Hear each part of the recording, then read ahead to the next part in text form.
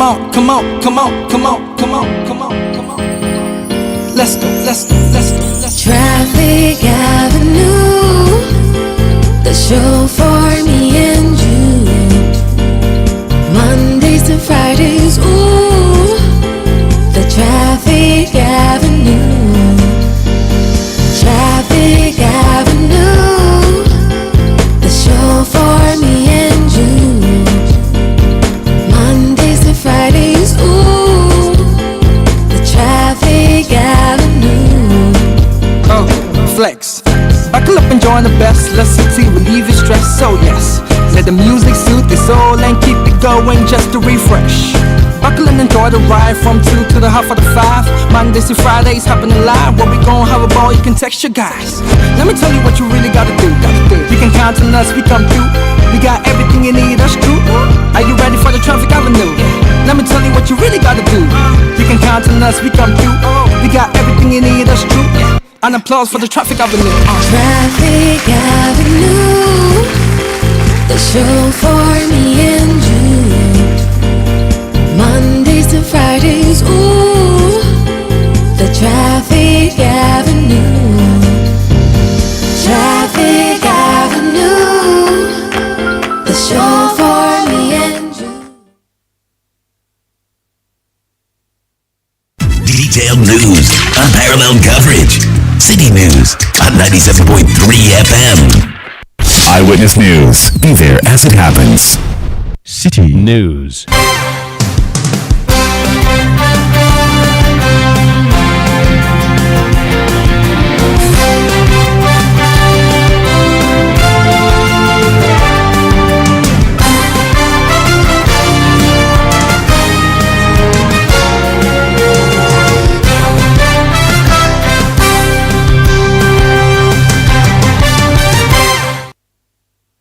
Hello, it's 5:30 p.m. Welcome to Eyewitness News, live from our studios here at number 11, Dr. Martin Loop in Adabraka, Accra. My name is Nanatufo Boateng, and this evening I am here with Hawa Idrisu Mustafa.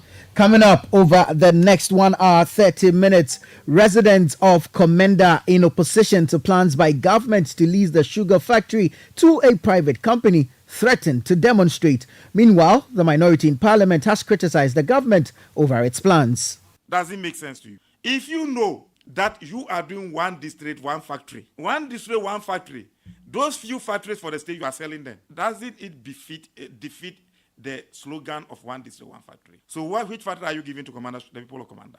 What they have, you are taking it to give it to the private. So what are you giving to them? And our Commander and Cash Ghana, he should leave it. Also coming up, appointment of COP Christian Tete Yohunu as Deputy Inspector General of Police hit with another lawsuit seeking to refrain him from holding himself as such.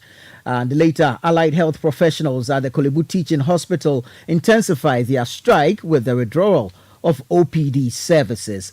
Stay with 97.3 Citi FM for more on this and other stories on Eyewitness News, but later in business. Cost of financial sector cleanup to rise to 34 billion cedis from the 25 billion cedis already spent. Eyewitness News is live across the country on all our affiliates and around the globe on citynewsroom.com. Across the country, you can catch or tune in to Beach 105.5 FM in Takrade, Sky Power 93.5 FM also in Takrade, both in the western region. We're live in the Bono region on Greener 95.9 FM in Sunyani. Join us in the Ahafo region on Hammers Radio 106.5 FM in Goso. In the Ashanti Regional Capital, Kumasi, this is Focus 94.3 FM and Orange 107.9 FM. We're live in the Volta region on Revival 99.3 FM in Tajivu. Up in the Northern region, this is Radio Bimbila 91.9 FM. Join us in the Upper East region on Tanga 97.3 FM in Boga. We're also live in the Upper West region on Tansong 97.3 FM in Wa and Jirapa 96.1 FM. Eyewitness News is interactive. We'd like to hear from you. Send us your comments via WhatsApp line 0549 986 996. Let us know what you make of the various stories that we will be bringing you. Now, The Director of Communications at the Presidency, Eugene Aheng, sent a letter out. This letter confirming the appointment of COP Christian Tete Yohunu as a new Deputy Inspector General of Police in charge of operations. However, this particular appointment has been hit with what will now become the second lawsuit. This lawsuit is challenging the appointment of Mr. Yohunu as the Deputy Inspector General of Police, and is also seeking to refrain him from holding himself as such. This lawsuit, filed by Emmanuel Felix Mante,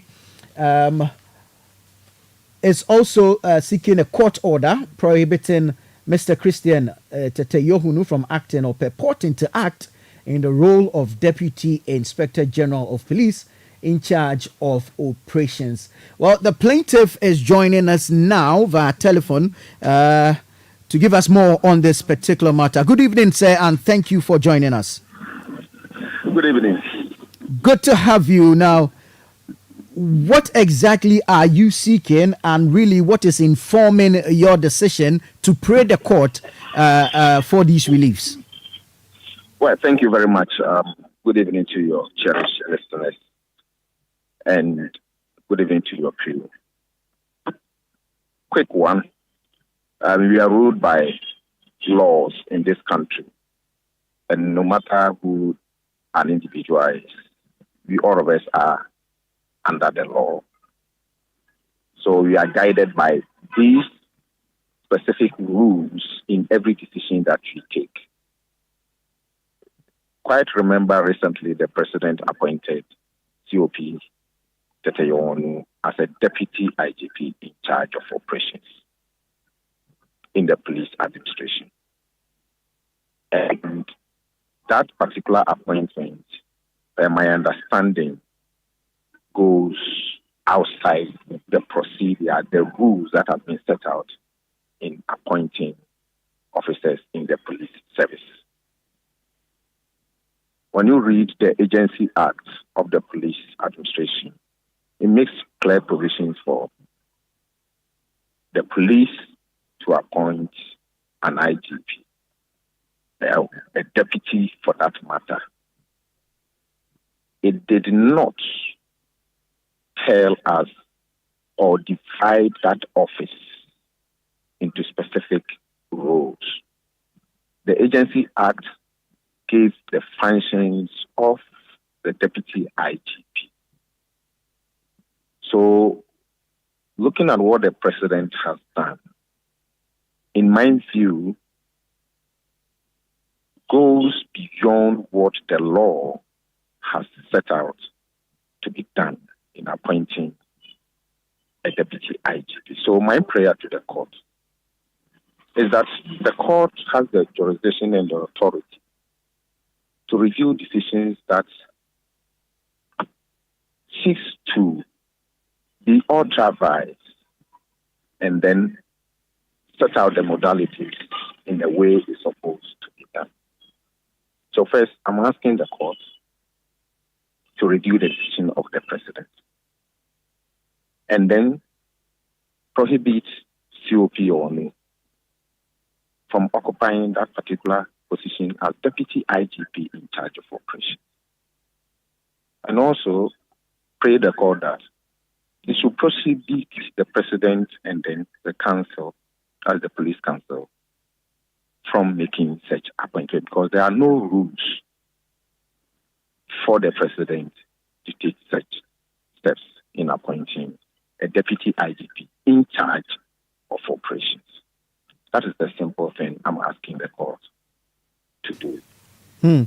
But based on your explanation and the appointment letter that we have seen, that states that the appointment was based in furtherance of the police council's advice, what do you suppose would have happened leading up to this appointment? Because you say that it is not backed by law. However, the appointer also says that the appointment is based on advice from the police council. Yeah, procedurally, the appointment, before it will come, the president will have to consult the police council. And based on their advice, it goes ahead to appoint. But you and I are in this country. We know how things are done. The president is vested with a huge power that he can do anything. So sometimes some of these things, irrespective of what council may say, it may be taken based on the advice, and he can decide to take it or not to take it. So for me, the only thing we can do is let us go by the law. What does the law say? Let us look at the rules that seeks to create that office of a deputy IGP. Let the court look at it. What does the law say? And let everybody go by the rule. If the court says that the rule, or agree with me from what I'm saying, that the rule is that you cannot divide the office of the deputy IGP as it has been done in this appointment, then the court will declare. If the court also says that, the president can go ahead and do that, then you have set a precedent. So that you know that anyone can wake up one day, being a president, since he has the authority to appoint, can wake up one day and say that you have appointed a deputy IGP in charge of research, or a deputy IGP in charge of something else. Then you go by it. But you don't want to set a bad precedent where one day it will go against us in our police administration to undermine your authority in providing us security internally. So let us go by what the framers of the Agency Act has indicated. And that is exactly what I'm asking the court to do. So the challenge really is that by this appointment, an office will be created, which office will be Office of the Deputy Inspector General of Police. And your challenge with this is that it's not backed by law. The law had made provision, supposed creation of a deputy IGP. The functions of a deputy IGP has been stipulated in the law. The law had made it clear. The law did not, for my reading, the law did not say that we have a deputy IGP in charge of anything, from my understanding. So if the law says this and you do otherwise, it's amount to, for me, by my understanding, it amount to want of authority, and it's authorized. And that is exactly what, through my lawyer, we are praying the court to do for us, that, the decision of the president through the advice of the council of the police to appoint a deputy IGP that is in charge of operations seeks to create a different office within the office of the deputy IGP. That is my understanding. So let the court look at it and review that decision based on the law, so that you can have the right thing done. So really, your issue is with the establishment of this office, and it has nothing to do with the individual in question and his ability to act in same capacity. Let me set this on record. I have nothing to go against Mr. Teteyewon. He's a fine police officer, the best one for that matter we can have. He's capable of occupying any position in this country. But let the right thing be done, so that his work as a senior police officer in the police administration will have the confidence and ability to function properly. If the right procedure is not taken or not adopted based on what the law says, I think it will create problems for all of us.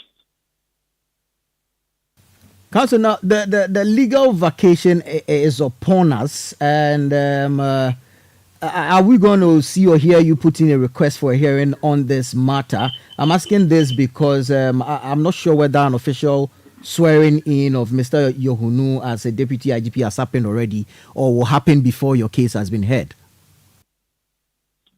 Well, The date for the motion to be moved is 29th August. And the court will be going on vacation, I think, very soon. But, the court usually makes provision for some of these things to be handled. So let's wait upon the court as to how they are going to. Next week, from my lawyer, we are to file our statement of case in the court. So I hope everything will go as planned so that we will clear it off the way and then we take it from there. All right, thank you very much. Grateful for your time, and we wish you all the best. Felix Emmanuel Mate is the plaintiff in a lawsuit that's challenging the appointment of COP Christian Tete Yohunu as the Deputy Inspector General of Police. How I do so, Mustafa will bring us some more stories. The ranking member on the Lands and Natural Resources Committee of Parliament, Al-Hassan Suhini, has stated that members of the Minority Caucus will do everything within their capacity to stop the reclassification of the Chimota Forest. This follows calls by CSOs to halt Executive Instrument 144 and Legislative Instrument 2462, which declassify the Chimota Forest and other reserves across the country. Speaking on the City Breakfast Show earlier today, Al-Hassan Suhini argued that allowing development in the Chimota Forest is not in the best interest of Ghanaians living in Accra.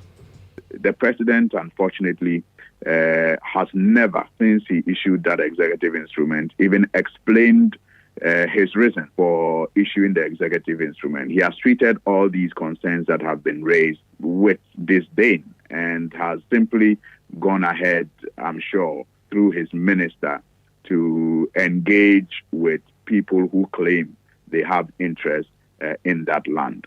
We must bring pressure to bear on His Excellency the President to reverse that EI. The consolation I have is that we are approaching elections, and I pray that even if all these interventions that we are making do not convince the President to reverse the EI, he will soon be out of office, and I'm very convinced that the next government will not allow that EIs to stand. Al-Hassan Suhini also criticized the government for investing over 400 million cedis in a afforestation project, in addition to the annual Green Ghana Day initiatives, deeming it a waste. If you look at what this government has been spending on national afforestation, in fact, the last time I checked, from 2018 to 2021, in 3 years, the government had allocated over 423 million Ghana cedis to national afforestation programs. And that is aside of how much we commit every year to the Green Ghana initiative. And yet, we cannot boast of same acreage of forest that has been created in the last couple of years. It breaks my heart, and I think that everything that we all can do to stop this, we must. He heard the Member of Parliament for Tamale North and ranking member on the Lands and Natural Resources Committee of Parliament, Al-Hassan Suhini. Let's stay a while longer on this matter because residents of Komenda in the Central Region are resisting attempts by the government to lease out the sugar factory to an Indian-based firm, West Africa Agro Limited, for a renewable term of 15 to 20 years. Trade and Industry Minister Katie Hammond, during a tour of the facility, indicated that although the factory remains 100% state-owned, the government is considering leasing its assets to the Indian firm to maximize benefits as the factory undergoes a test run in preparation for full production. However, residents disagree with this decision. A youth leader from Komenda, Charles Entia, is joining us live now to register, of course, this disagreement officially. Good evening, sir, and thank you for joining us here on Eyewitness News. Good evening. I trust you're well. Oh, I'm doing well. And then your side? I'm pretty well. Now, this factory has been non-operational for an extended period. If the government sees it fit to bring in a private company to run this facility, is this not good news for residents, of course, who are most likely to be engaged by the company? Thank you very much. But it's a good news, but however, there is an issue that you want the public to know. One, this factory is established to create jobs for over 10,000 unemployed youth.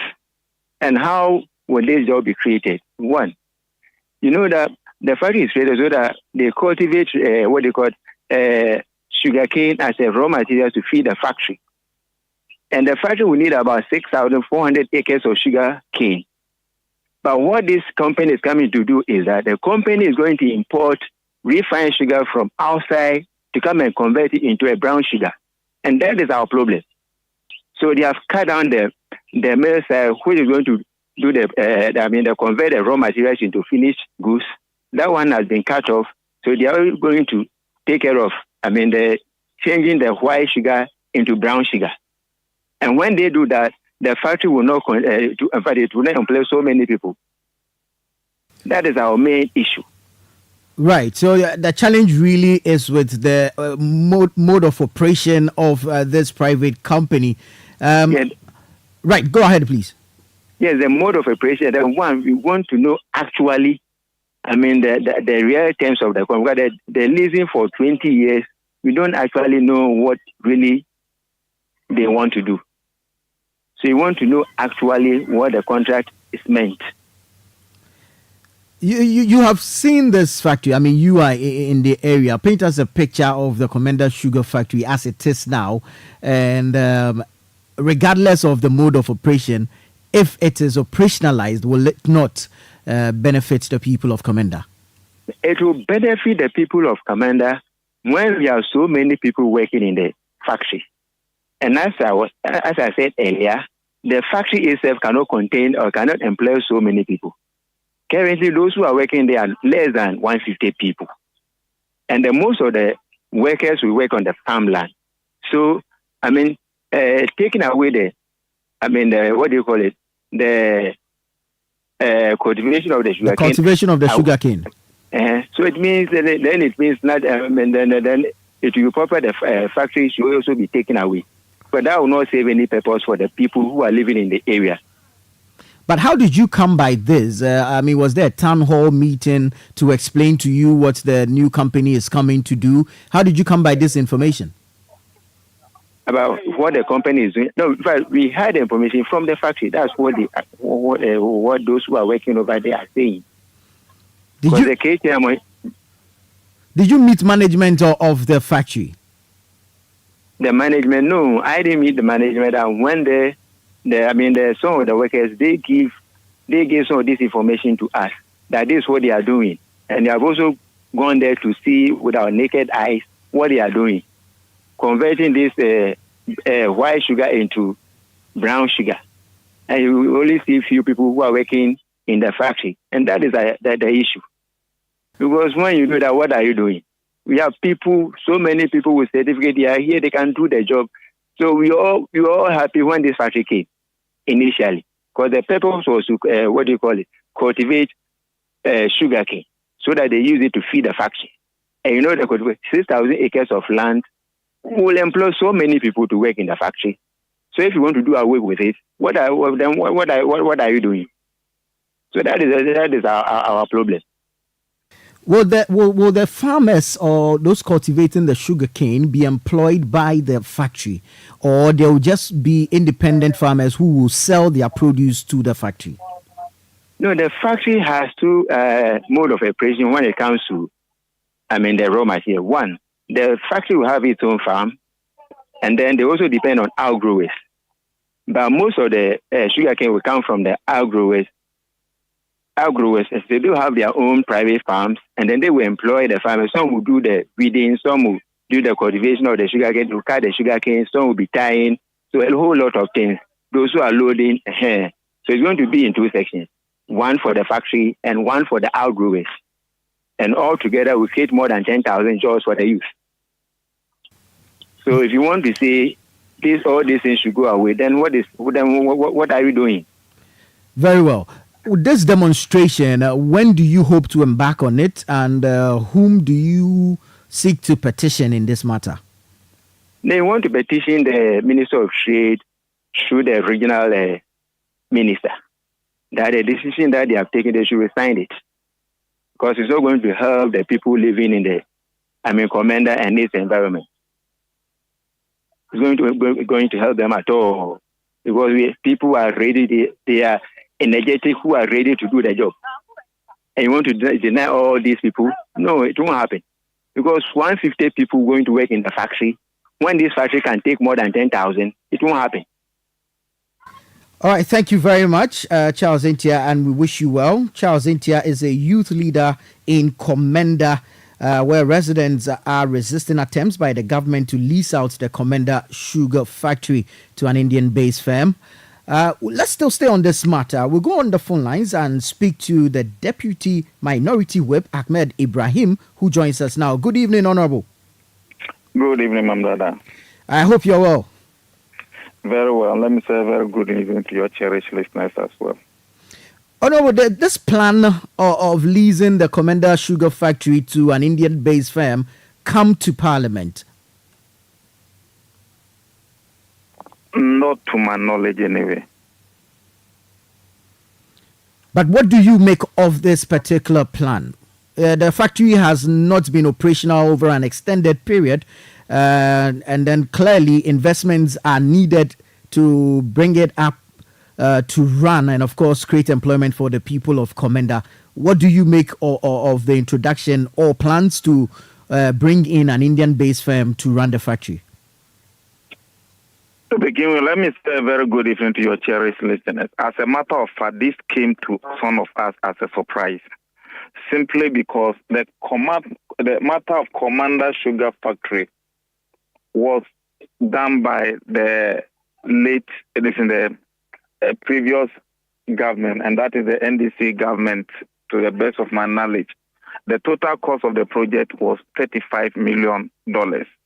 And I believe it was a project that was meant to produce an import substitution product, whereby we'll be able to have some kind of control in our dollarized economy. So if a government wanted to produce sugar in Ghana so that will reduce our sugar importation, then a government wanted to do that so that it will create employment in the Commander enclave.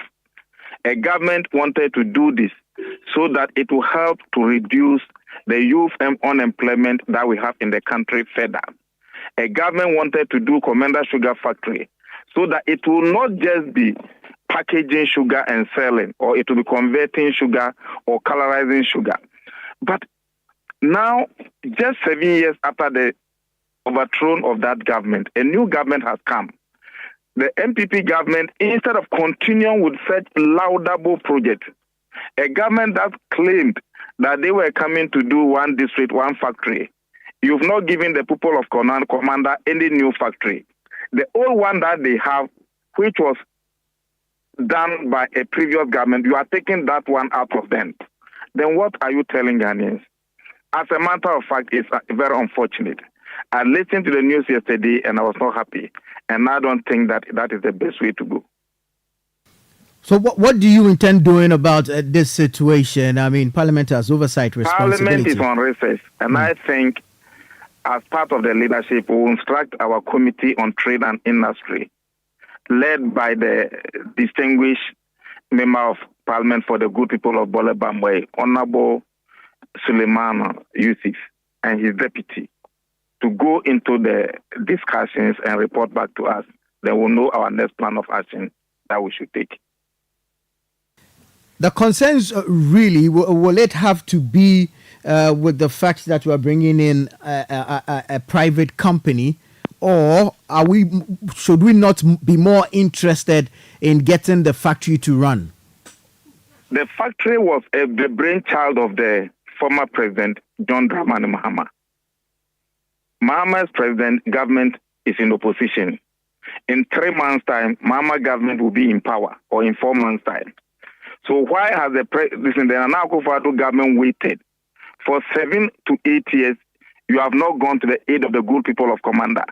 Now that President Mahama is coming, he has new plans for the factory. And very well, when President Mahama can, Ghana will be producing sugar. we did not mean to be converting white sugar into brown sugar. We meant to create employment for about 10,000 people in the people on Commander Enclave. We meant to produce sugar, support outgrowers of sugarcane, and buy it from them and use it to produce sugar in Ghana, so that it will cut down on our importation of sugar, where we'll be able to have production as well as controlling the dollarized economy. So if now, 3 months to election, a government hurriedly go and dash this thing to a private sector, when Mama comes back into government, how is he going to achieve such laudable ideas?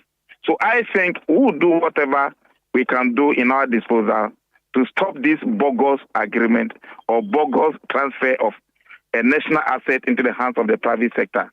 And when we come to power, the reason why we broke Commander Sugar Factory will come to fruition.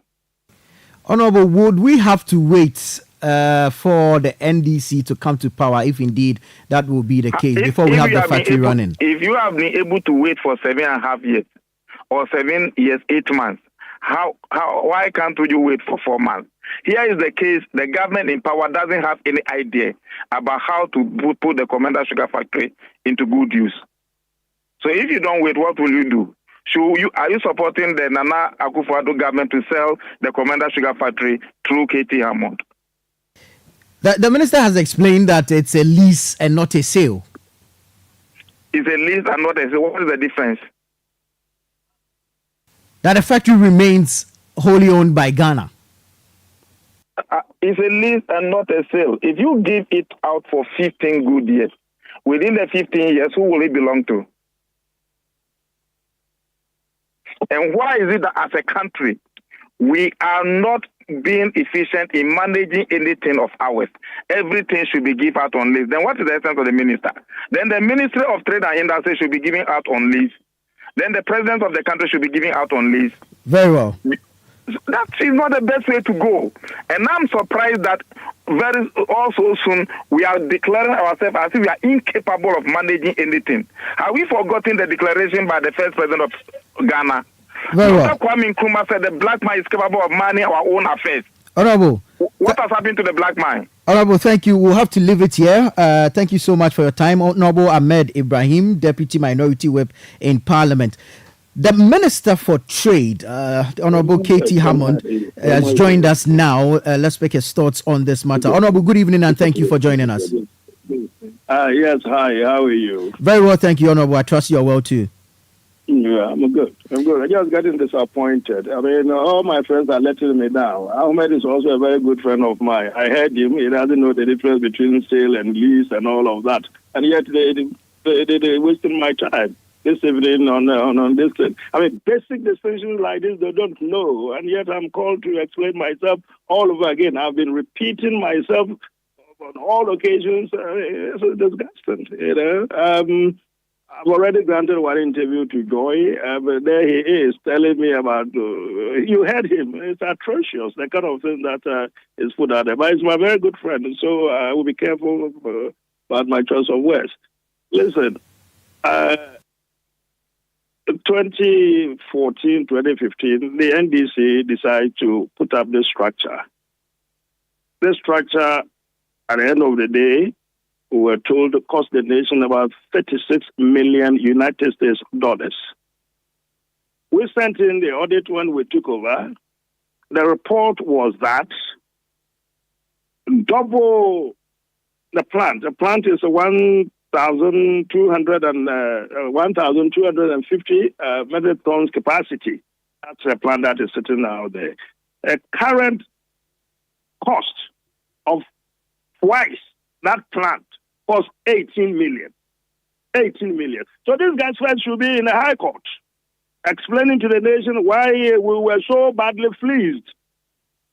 That equipment sitting out there, which has become an albatross, which has almost become a white elephant, cost the nation money that we should not be paying. 36 million when it should have been less than 18 million. That's a different matter to handle. We then have to spend, the Akufo-Addo government have to spend over 50 million or so. I've always been saying about 56, 40, 45, 50. But 50 and above. I mean, million cities to try to rehabilitate that thing. Because after it was all rushed through and launched by the then president before they handed over to our government, nothing worked. Nothing worked. Some pieces of the equipment were indeed were truncated. They were turned upside down. You should read the sorry report that has been presented to the ministry on that thing there. So we couldn't get anybody to run it. I mean, nobody, any investor worthy of anything would put their money in there. So we got a management company, and he's saying that Kwame Nkrumah, what is all this thing about Kwame Nkrumah? I don't know. I mean, are we not capable of? He should be asking his government and himself.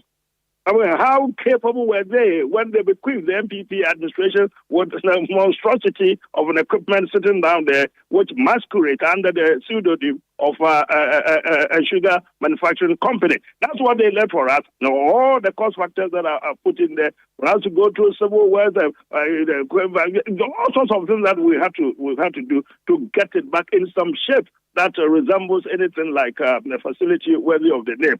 That's what we have there. Now, so ultimately, after all these other companies had been to this country and come to the office, had shown initial interest, but gone to the field and realized that that thing there wasn't worth its name, we finally got these guys who were asked to manage it to see if they can get a company which was interested. They come back to tell us that this particular new company is interested. But of course, it's our asset, and he is not getting it. What is the difference? Oh, there's ordinary, serious question. I'm a member of parliament to pose. What's the difference between sale and lease? Well, there's a fundamental difference. You should go and study. I think it's part of leadership. So leadership, they put their heads together. Someone will be able to tell them the difference. But so this company has come to ask for a leasehold of our facility, which we have agreed upon in principle. They are bandying all sorts of things and all this falsehood around that we are going to pay them and all of that. If they don't get a distinction between leasehold and sale, because they wouldn't get it. The asset poses the question, in 15 years' time, who is it for? 15 years' time is for the government of Ghana. So at the commencement of the agreement to let them lease it, they would be paying us a yearly rent. The company that is leased our asset will be paying us. I've said that it is over $1 million. I've agreed on the figure, which for now it's a little more than $1 million United States dollars a year. That is what they will be paying us.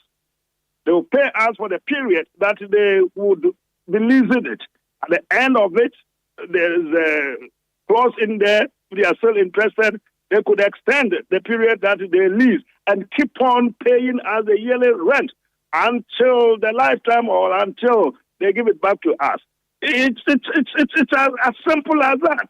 I mean, listen to all the disinformation that is spread out there. I don't allow you to ask your questions. Ask me any questions. Very well, Honorable. So we'll be receiving the yearly rent, but will Ghana have any shares in the products of this company? Well, why should we? I mean, we have the products of the company. This is your machine. This is, I tell you, if you force me, I'm telling you, they are doing us a massive favor. Unless I'm afraid they are listening to this news. If they hear it and they come out and say that they are no longer interested, that thing will be sitting down there for good. If I knew who was interviewing me, I would be addressing you by name, but I'm not sure I recognize the name from the voice. But whoever you are, this is Nana Tufo Boateng. The number of people who have shown, companies who have shown initial interest. They heard about Commander Factory, the boyfriend, sugar factory. So quickly they come in there. Oh, we want to. And all right, take them to the field. Take them there. Officers, take them there. They come back and their letter usually starts with, "We are sorry. Thank you for the opportunity. We are afraid that thing there is not worthy of anything." They go away. It is this company that is kept faith with us and said that they think they can run it. they can lease it. Now, there are other bits and pieces that are still to be sorted. That in terms of the stability, the sanctity, the effectiveness of the machine itself, they're going to use their own money to put it in shape and to run it. We have no business in sharing anything. Well, they are rented. Listen, when you go to rent, I don't know whether you know anybody who is renting a property, a house, or whatever from anyone. If you rent the house, the landlord doesn't sleep in your room, doesn't share your food, apart from OD and those other comic things that we're watching. Real life, it doesn't work like that. So I'm renting your place. At the end of the month, I pay you. I sleep in your room and I pay you. I'm renting your machines. I'm going to bring my own sugar. I'm going to produce my own sugar cane, ultimately use the sugar cane through the mill, produce the sugar, and then sell, whether I export some or I import or whatever they do. What I care about is that in the end, they maintain the machines and they pay me my rent yearly. And then when the contract ends, they hand me back what is left of my equipment, which shouldn't have been 36 million, which shouldn't have been 36 million plus the 50 plus million Ghana cedis, which we've used to rehabilitate it. It should have been a little less than 14 million. And they should be careful. When you have all sorts of things up your nether end, you don't start jumping fires like that. Some of them don't have an idea what we are going to. Ahmed, I'm afraid, you see, you are a good friend, you are a good brother, you should have asked me. And then the Bole Bamboy colleague, you should have, I will give you the document, you read it and you can keep quiet because you don't know, you were not involved with what happened. Don't do this in the name of politics. You have absolutely no idea what was bequeathed to us. It's rotten, it stinks to high hell, what we have there. Honorable, they're also raising concerns of loss of jobs because, according to them, some outgrowers will not be engaged by the company. You are blaming me. Loss of job. What did they leave for Ghana to employ the people with equipment? Number one, we were supposed to, when they started this, or the concept was that they would be growing sugarcane around the place and then look for some outer areas to get some outgrowers. Nothing was done. In fact, my understanding is that part of the field around the factory, it's actually been encroached upon. So rather than whatever land was there, would have. But you won't even believe it. Apart from the report that we have, which indicates that, well, it's a difficult area to grow sugar, and so the plant should not even have been established there. I learned just last night that during the Nkrumah time, that's why the commercial sugar thing originally didn't really fare as much as they should have. And they weren't able to grow the proper sugar. I'm told that the soil at the place is not very conducive to growing the type of sugar cane that you would need as a feeder for that particular the mill that we established. So they said that employment, well, should be asking me rather than asking themselves. I mean, what is the kind of employment? Is it getting people to work? When we went there yesterday, I asked, it's actually employed about 125 or so people as at now. This is the kind of number that is employed in there. I'm told that in a few years after they've taken over, they would have started with the cultivation of the sugar in the areas that we have identified. The soil been I think, conducive for the growth of the sugar cane. Would identify those areas. So, what is the question that is put into me? Have deprived Ghanaians of employment? What did they do to start with? You see how annoying this whole thing is? Quite apart from the fact that it's scandalous. Right. Honorable, if indeed all that investment has gone waste, shouldn't someone be held culpable for this? Well, you see, this is why I'm saying that the likes of Ahmed and the Bolivarian, Yusuf Suleiman, my friends, they should keep away from this toxic matter because they have absolutely no clue. It's nothing to do with them. It's to do with those who were here Those who champion the cause of it, who put it up, can they claim to have an idea how the 36 million, whatever, how it came about? They do not know. I'm not blaming them. The fact that he happens to be a ranking member doesn't mean that he knows anything about this particular project. He may have been asking a few parliamentary questions about this, and he doesn't have the fund. As for Ahmed, he has no clue at all. He's simply talking because he's part of the NDC or part of leadership. He shouldn't be postulating the kind of rhetorical questions and factually inaccurate, actually abysmal questions that he's asking over there. He doesn't get it. He has no clue. He doesn't know it. That is a proper question. Shouldn't somebody be answering these questions for? And listen to this. Just listen to this. A piece of paper has been just pushed. One of my officers just put this on my table. In July 2017, the ministry established a technical audit team made up of experts from academia, industry, and independent sugarcane consultants to ensure that the factory conforms to the technical specifications in the project document. The audit was also to enable the ministry to take concrete decisions to operationalize and sustain the factory. Member institutions of the technical committee, they are there. The technical report is revealed that test run was never completed. No test run completed before the factory was commissioned. How do you do that? Test run. The commissioned factory could not produce one single refined sugar due to the absence of a whole component. They were not in there. You see them. Metal specification, this and this, a whole overall 35 components, 35 significant and crucial components had not been installed at the time of commissioning this thing. Although they were critical to the process of this and the factory, and although we had paid for, that is the 38 million rather than the 18 million. My friend, shall we end this interview here? Honorable, thank you very much. I'd hope to end it, but if I could digress a little bit and inquire about the issue of the airline seeking to regulate prices of cement. And if we are going to go back to it. Is that what you called me? It's there. It's still in Parliament. I mean, we're risen, but I've got about 2 days for it to mature. I'm not sure we really got it 21 days, but we'll come back. It got 2 days to mature. So keep marking the date. We'll get there. Honorable, thank you very much for your time. We're so grateful.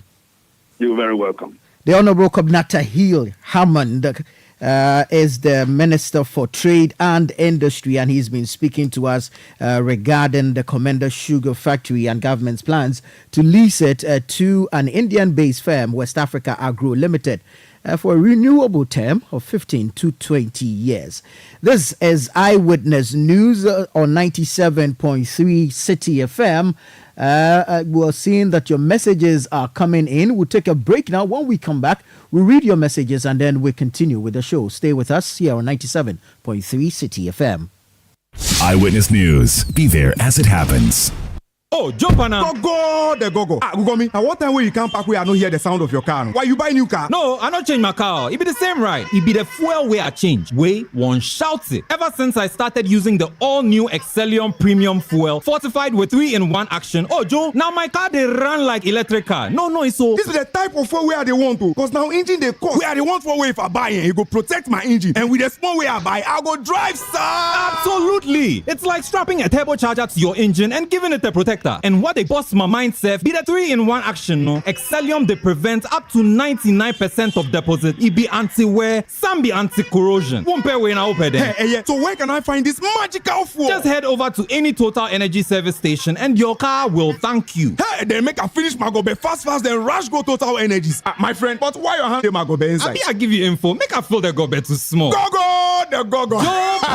Excellium is designed to protect your car engine, decrease fuel consumption, and lower CO2 emissions. Don't say fuel, say Excellium. Choose Excellium, choose quality.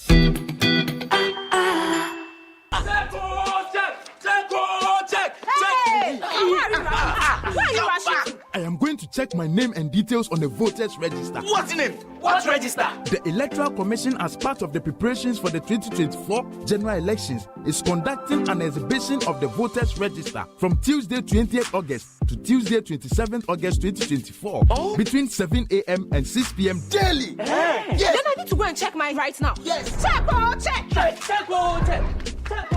You need to check your personal details on the register, and if need be, put in claims for corrections. You also need to know your polling station. You can also object to the inclusion of persons who are not qualified to be on the register. The name of your relative who died must be removed from the register. I need to go check for my name right now. Yes! Check. But you need to know the date and time too. Yes, towards the conduct of the 2024 general elections, the Electoral Commission will display the voters' register for public inspection.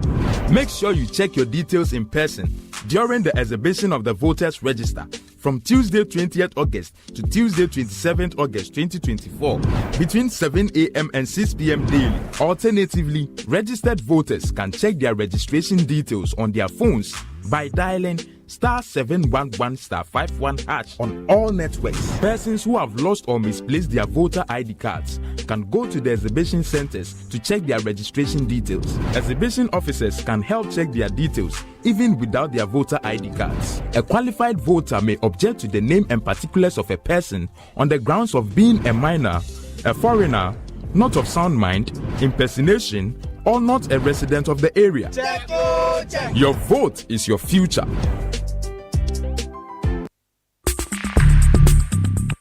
Let your voice be heard on Eyewitness News on Facebook at facebook.com/Citi97.3, Twitter at twitter.com/Citi973, and Instagram at instagram.com/Citi973 with the hashtag Eyewitness News. You're welcome back. The U.S. Embassy in Ghana says the number of visa applications it received in 2019 has tripled. Announcing a change in its visa application service provider during a press briefing, the Consul General of the U.S. Embassy in Ghana, Elliot Fettig, noted that the Ghanaian demand for U.S. visas far outweigh their resources and contribute to the increasing backlog. He was, however, optimistic that the new visa service provider's website will help streamline processes and expedite visa processes as well. This is just a change to the procedures. What is driving the backlog is visa demand.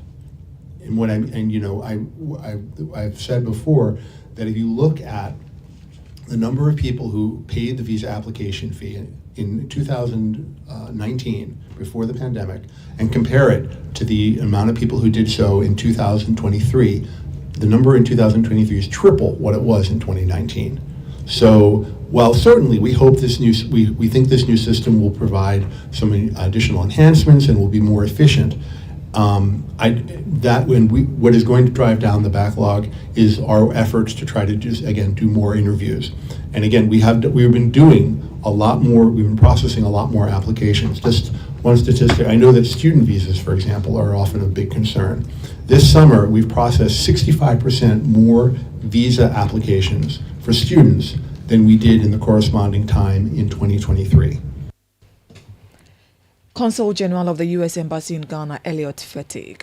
Now, 34 individuals in the Ayawaso West municipality of the Greater Accra region have been served with a summon for legal action due to their failure to maintain clean environment and participate in the Gahomo cleanup exercise. This initiative, led by the Ga Traditional Council under the leadership of Gamanche Kentaki Taikochu II, aims to prepare for this year's Homo celebration, a significant event for the Ga people. To ensure a successful cleanup exercise, shops, banks, food joints, and other establishments were closed on Friday. In an interaction with journalists, the Municipal Chief Executive for Ayawaso West, Sandra Ahinkra, stated that those who failed to comply with the cleanup effort would face sanctions. Before we step out to even start the day's exercise, you see them working on their own. Except the major drains and gutters, we had to bring people on board to clean. But they did very well. In fact, I'm impressed and I'm very happy. As you can see, we had to really let all the hawkers stop for some minutes, clean, and then they can continue. So that is what we have done so far. Okay, so since yesterday, we have 734 people. In fact, we want all shops and businesses closed. That is the law. That is what we were asked to tell them. So we told them, so it will not be fair for someone to close the shop, get involved, and you will be opened, and then activities will be ongoing. So indeed, we summoned them, and they did not fight back. They understood us. In fact, after the sermon, They closed it and they joined us, but still, we'll send them to court because that is a rule we should not joke about. Once you really get involved and, oh, it's okay, you joined us, no, that is when they take advantage. The next time, they will not get involved, rather sit and then be ready to accept the sermon. So indeed, we have summoned 34 people. He had a municipal chief executive for Ayawaso West, Sandra Ahinkram.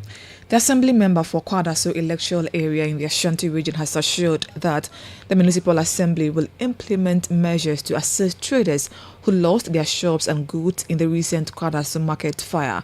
In the early hours of yesterday, a devastating fire swept through the Kwadaso market, destroying over 40 shops and their content.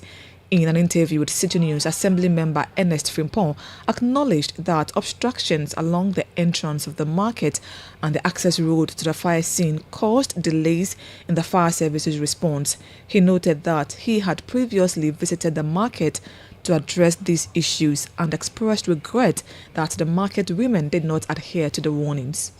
Last week, I came here with my unit committee chairman to talk to some of the women who have done the blockage on the way. But unfortunately for us, we thought they have done it. But not knowing that some of them are still blocking the main route, causing this issue today. So I think there is a situation whereby we need to deal with it once and for all, so that this place could be accessible to everybody. So moving forward, what are plans on board?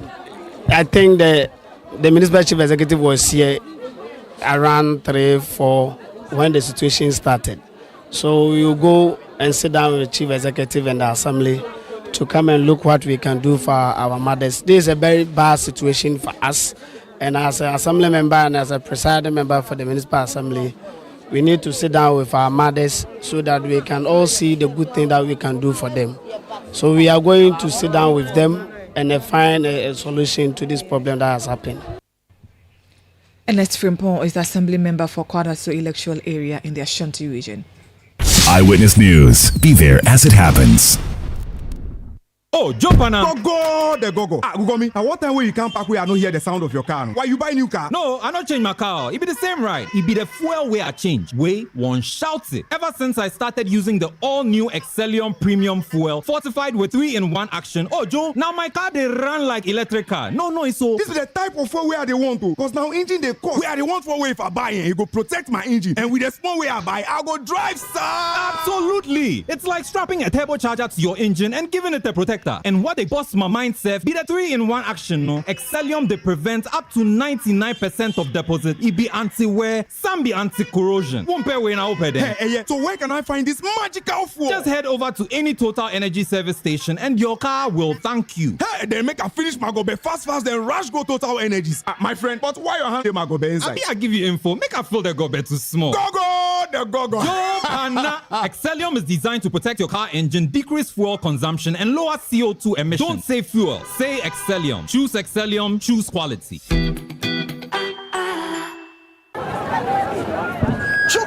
Yeah. We have a new leader in town. OBRNT. Amanfo. Madam was Sibebre. When him say my baby, maybe more charcoal for whiter teeth. More charcoal. Not only that, maybe lemon. More lemon. Zinc for fresher breath. More zinc. And fluoride for stronger teeth.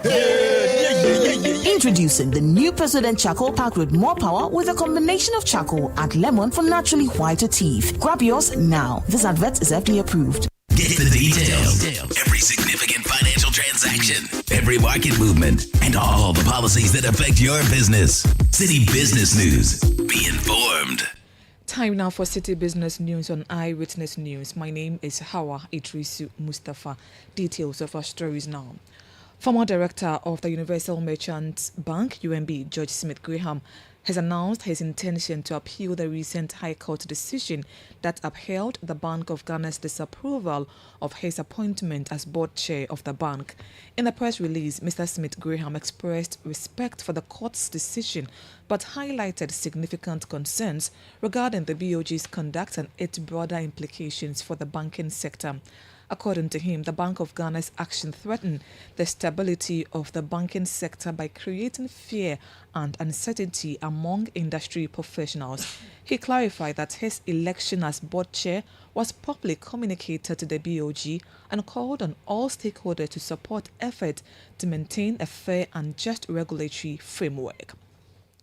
The cost of the financial sector cleanup exercise is expected to surge to 34 billion cedis as Parliament taxed the government to cough up an additional 9 billion cedi payment to affected customers. This follows a parliamentary recommendation for the government to settle customers of the defunct Gold Coast Fund Management. The following news desk report has more.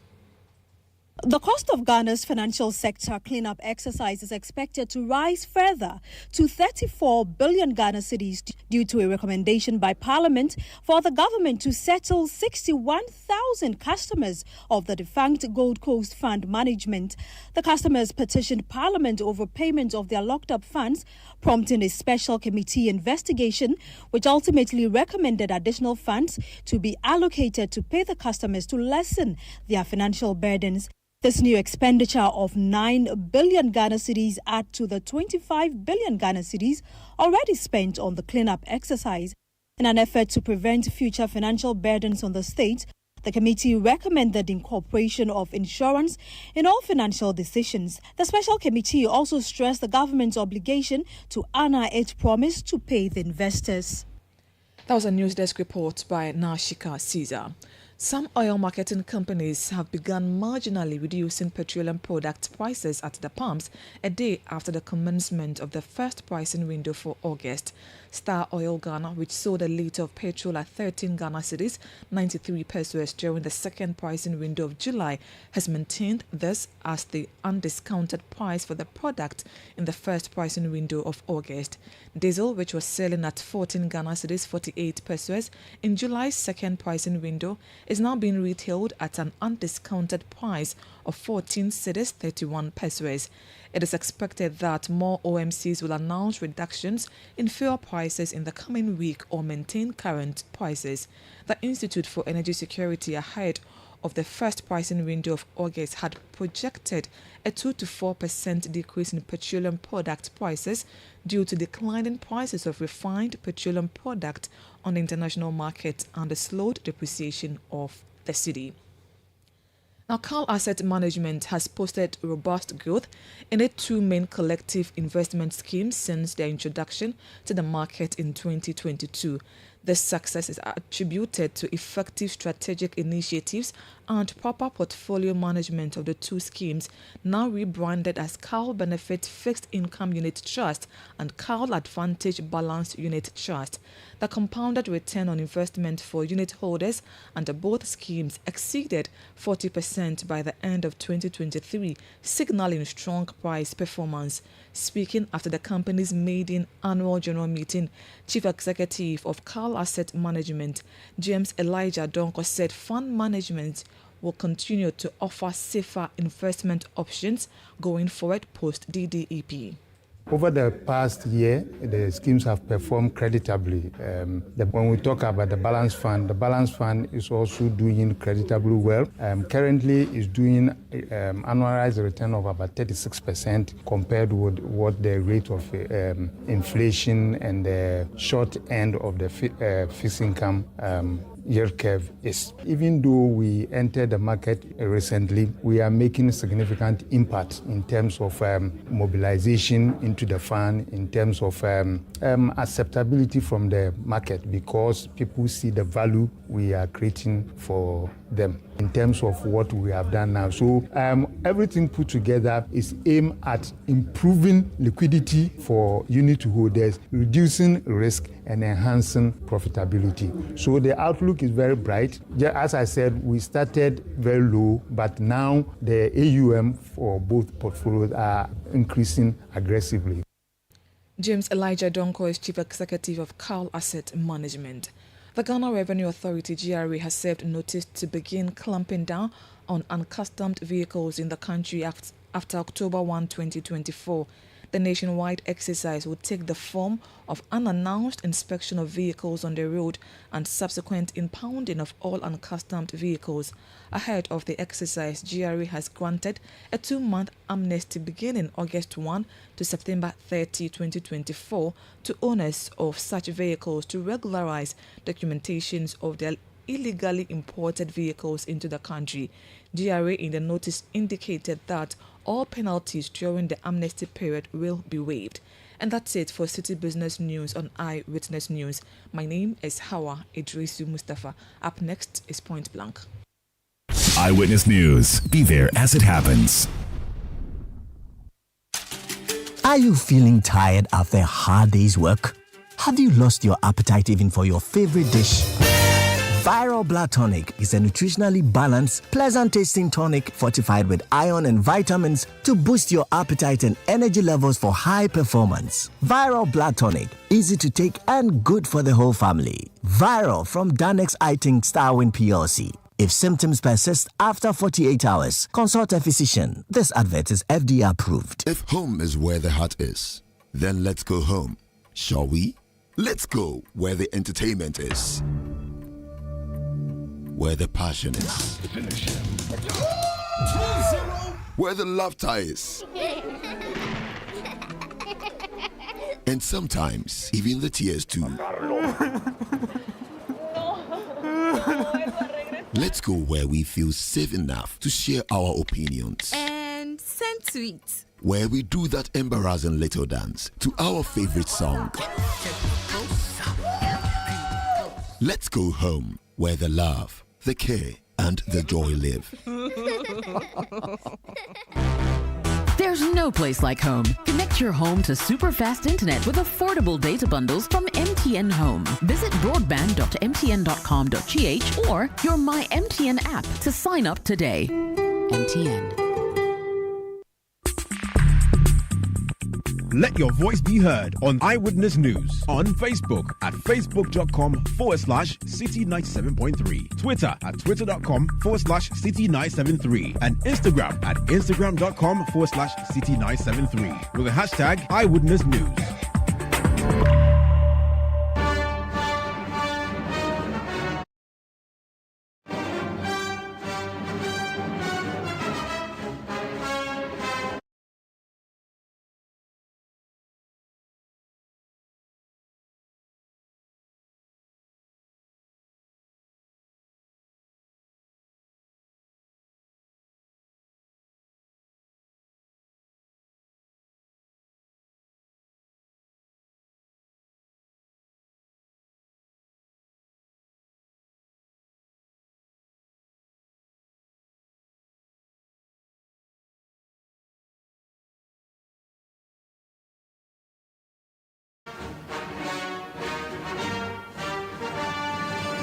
Time now for Point Blank.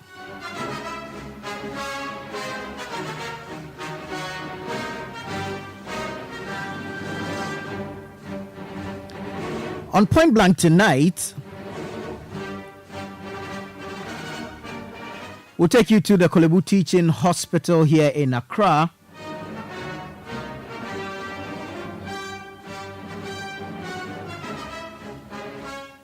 The Neurosurgery ward.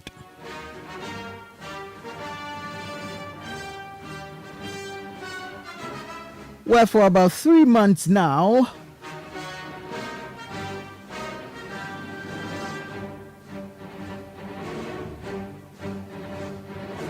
patients scheduled for brain surgery are unable to go under the knife due to the absence of ventilators.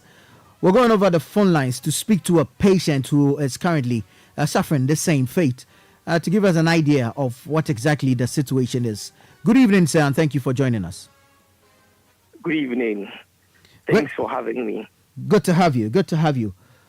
So we understand that for about 3 months now, this is the situation. Patients are waiting brain surgeries or any major surgeries are unable to be attended to due to the absence of ventilators. But how dire is the situation, if you can help us understand this?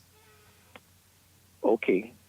Thanks for having me, and the situation is very critical because patients are unable to tell when they will be scheduled for surgery.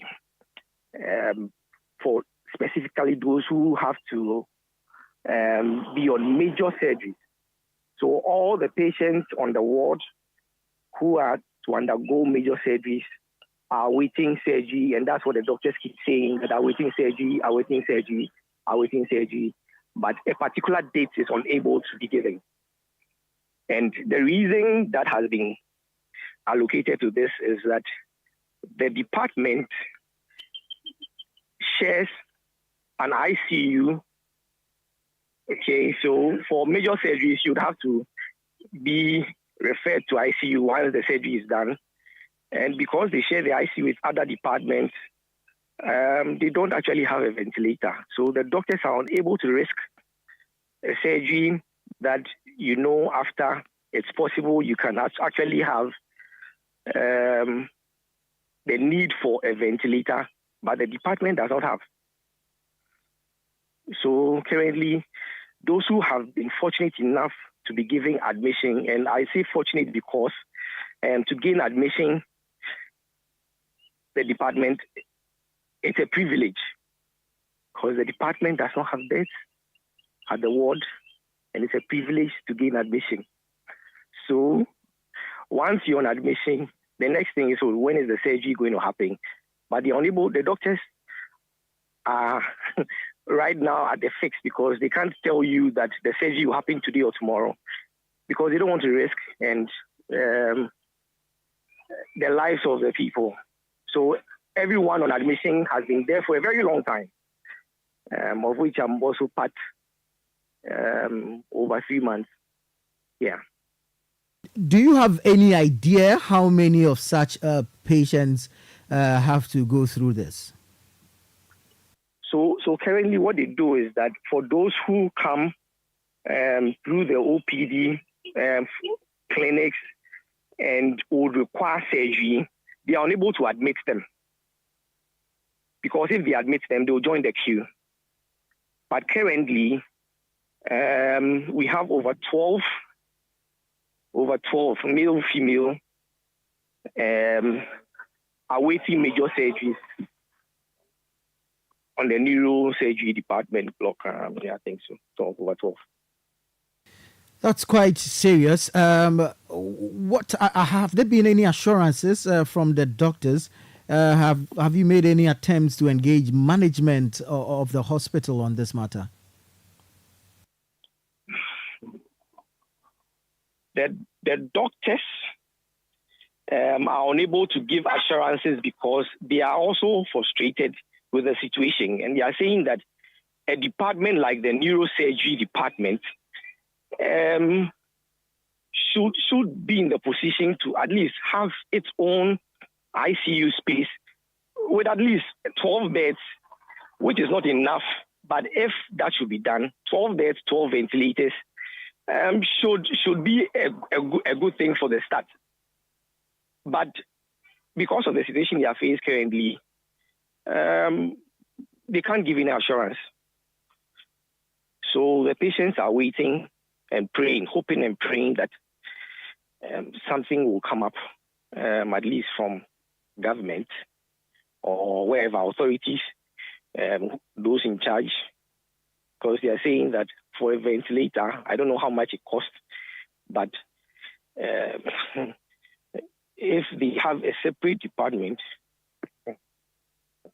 if they have a separate block where they have, okay, this is an ICU space, 12 beds, it should be at least a good start. But we are at a fix. We don't know whether it is the responsibility of the patients to get that done or not.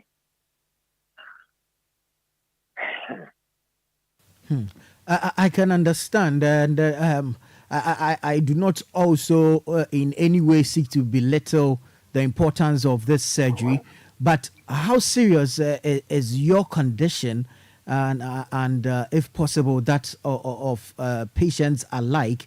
and how important will this surgery, if it is to be done ASAP, as soon as possible, be to you and, of course, your life? The fact that it is a tumor that has to be taken off. And it's not just any tumor, but a brain tumor. It has to be done as soon as possible because for me in particular, there was a seizure that got me on admission. There are other patients who have experienced several seizures, even on admission, and are being managed.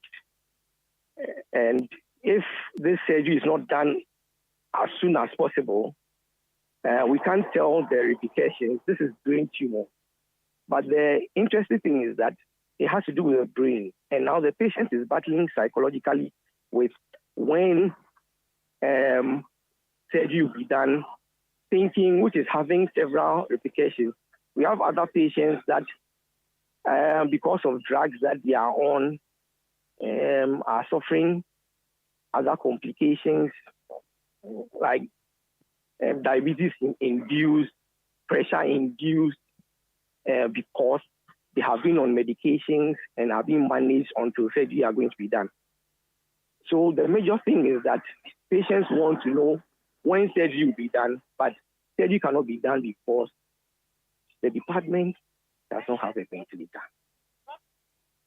So what options are available to you? Will you seek the same service elsewhere, perhaps a private facility?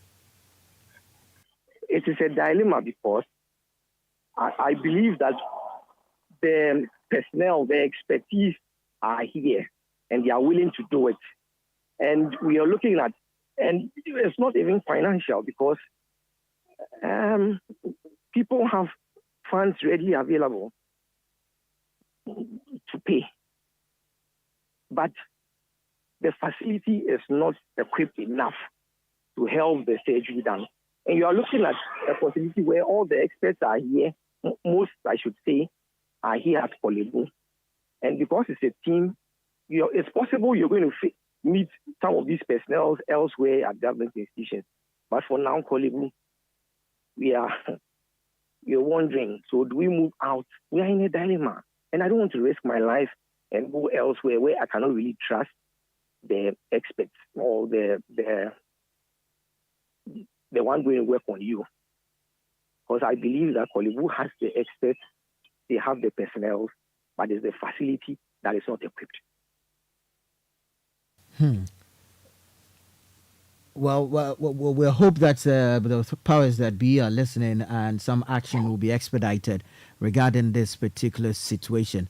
But so what we understand is that the ventilator is sort of a breathing apparatus, and so after surgery, you need to be placed on a ventilator. Is that correct?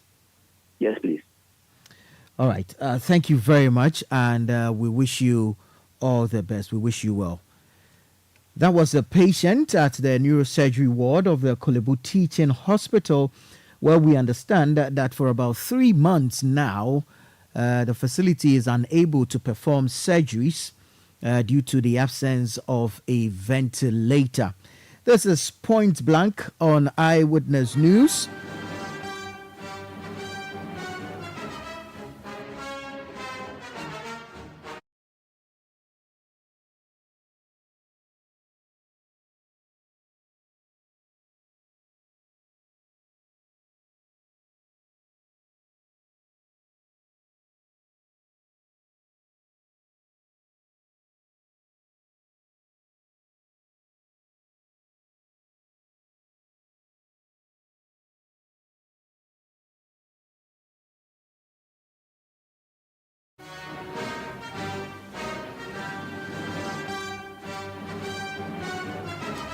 Well, the chapter of the Allied Health Professionals has commenced the withdrawal of outpatient services due to the hospital's failure to appoint an independent body to oversee its operations. We're going on the phone lines to speak to Vice Chairman of the chapter. Of course, that's the Kolebu Teaching Hospital chapter of the Allied Health Professionals, Edward Ayim. and to find out really what is happening at the facility. Good evening, sir. Good evening. Thank you so much for your time this evening. I'm grateful. Good to have you. So basically, the major concern here is the failure of the hospital to appoint an independent body to oversee the operations of the association. Is it huge enough to warrant this type of strike that we are seeing? So thank you. Thank you very much for this opportunity, and good evening to your listeners. So it is not about an independent body, but as you know, in the hospital, in the teaching hospital, we have a board, which is the high decision making of the board of the hospital. Then beneath the board, we have the CEO, and then we have the management. Now, in 2019, before, we have always been under the medical directorate, all the allied health professions. Now, let me just indicate that the allied health professions are made up of 23 different professions. Okay, 23 different professions. The lab scientists, radiographers who do the scans and x-rays, physiotherapy, dietetics and nutrition professionals, even the health information, audiology, etc. We have almost 23 professions. And for many, many years, we have been under the medical directorate.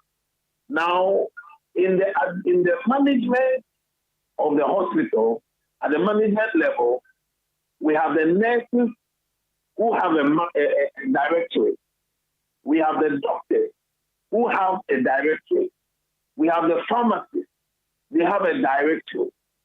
We have the general services. Now, of the clinical area, we have the nurses, we have the doctors, we have the pharmacists, we have the allied health professions.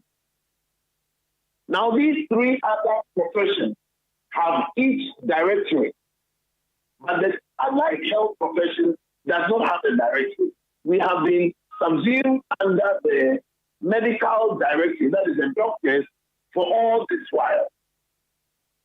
Unfortunately, we have not been getting a good deal. In fact, we have been getting the short end of the stick. And it has not gone well, not only for us as professionals. But when you say you have been getting the short end of the stick, exactly what do you mean? Yes, that's exactly what I'm about to explain. We have not been treated well at all. As in the fact that we emphasis is not placed on what we do. Even though we constitute over 80% of the workforce in the hospital. And of course, by what we do, we produce and we generate over 85% to 90% of the funds from the hospital or in the hospital. Now, because we are under the medical directorate, it is only when the doctors have been satisfied fully that we get the remnant. Now, like I'm saying, the medical directorate, which is headed by a doctor, deals with the doctors and all of us also. So you should begin to get a picture that we have grievances, we have issues that need to be dealt with, issues of training, issues of equipment and all of that. Somebody who does not have an idea what you do is determining how to run your profession. And that's really the issue. And so for a long time, we have had this situation. In fact, in 2019, there was a nationwide strike of allied health professions. And this led to the creation of the allied health representation on the board of all the teaching hospitals. Now, after that, the Ministry of Health found it necessary to go ahead to create a medical directorate at the ministry. And since then, we have had 2 teaching hospitals follow suit. Tamale Teaching Hospital has provided a directory with an allied health professional as the director. All teaching hospital has gone ahead to get a directory with an allied health professional as the director. Kolemu Teaching Hospital is failing to proceed. And this is our track. Right. Hello? This strike, does it have the blessing of your national body? So, in fact, where we are going to now, the national body is about to take it off. Take it over. Because it is a concern not only for those of us in Kolemu, but for all of us. That this is created, and for all the other teaching hospitals to follow suit, Konfanoche, UCC, and Sunyani, to follow suit. So, according to our roadmap, next from Wednesday, it is going to be escalated nationwide. The strike is going to become nationwide. If our authorities do not heed to our calls and get the adverts for a director for the allied health, advertised. If that does not happen, there's going to be a nationwide strike. As we speak now in Kolemu, we have withdrawn today. We still OPD services. From tomorrow, we are withdrawing even inpatient service. And that's going to happen through. We are totally laying our tools on Tuesday. And then on Wednesday, the rest of the country will follow. If indeed you say you constitute about 80% of the workforce of Kolemu, then if you go ahead with this particular roadmap, today withdrawing OPD services, tomorrow withdrawing inpatient services, will this not bring the hospital down on its knees? It definitely will. But this has not been our desire at all. This has not been our desire. The management and board of Kolemu Teaching Hospital has spent a deaf ear to all our pleas and all our cries. What is so difficult about creating a directive for this large chunk of health professionals? What is so difficult about this?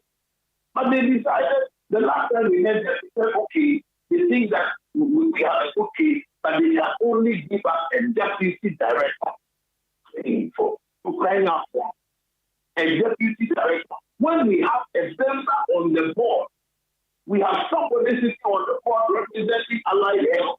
What is so difficult about giving us a director at management health? What is so difficult about it? We are not asking for money. We are not asking for a raise in whatever. We are not asking for conditions of service. We are saying let us have somebody who sits at the table of decision making, who can speak our language and speak for us. Because so far, things have been going down. We are not being treated well. Can you imagine that the medical director of Kolemu Teaching Hospital addresses medical lab science in a meeting and is going to say that he does his medical, his annual medical in a lab outside Kolemu? How do you expect that? Because he doesn't trust the results of the lab. How can somebody like this be superintending? How can that be happening? That is our question. And the patients are the people who suffer the brunt. If you don't trust the results of the lab, why do you expect other people to come in and be treated in the lab? What a joke is this? What kind of joke is this? Are you not? We are saying that now. Mr. Aim, are you not concerned that the various associations or bodies under the allied professional health, when this is granted, will also begin to demand independent boards? Steve, what is wrong with it? You see, the management of the profession only help to improve the profession, make the profession more efficient.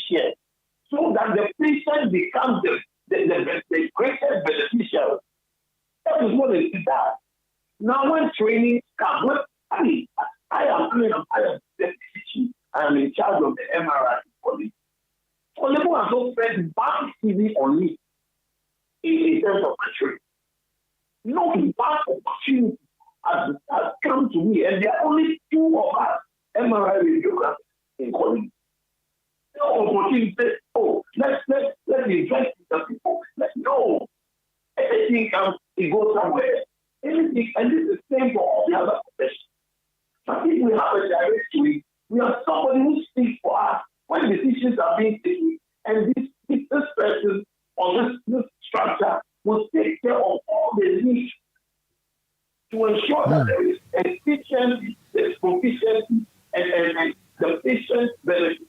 In the hospital, it's better for. Very well, Mr. Yim. Now, finally, as health professionals, we know that your customer, who happens to be the patient, is always at heart. This strike, will it not worsen the conditions? Will it not intensify the pains? Will it not lead to death, lives lost? And what will it take? And how soon will we see you back at work? My good brother, I wish that we were not going down this course. I wish that this thing would have been resolved a long time ago. But unfortunately, it looks like this is the only language our leaders seem to understand. Like I told you, in 2019, it took a nationwide strike for our leaders to accept to put a member of the Allied Health on the board. What is this? Last year, we wrote a letter to the board. They didn't respond. They didn't respond at all, showing total disrespect for us. We sent another letter in May this year. They totally ignored, only for them to come up with an advertisement of a deputy director, medical affairs, into brackets, Allied Health, which we totally rejected. What was that for? And since then, till now, we have been trying to get them to see reason. But to no avail. Indeed, the last time we met the board chairman told us categorically that we were not mature enough. That we were not mature enough when we have people who are studied to the level of professorship on the political teaching hospital board. Right. There are 2 other health professionals, one PhD holder, one professor. Yet they call us immature. Very well, Mr. Yim.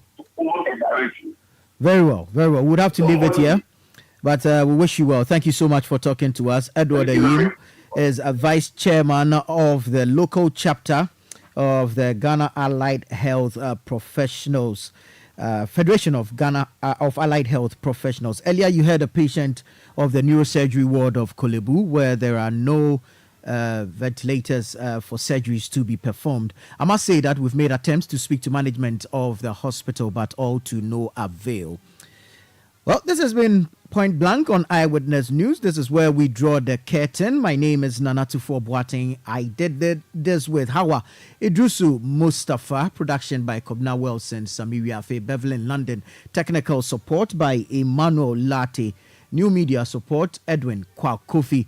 Many thanks to you for staying with us and doing the listening. Next is Sports Panorama right here on 97.3 Citi FM. Have a good evening.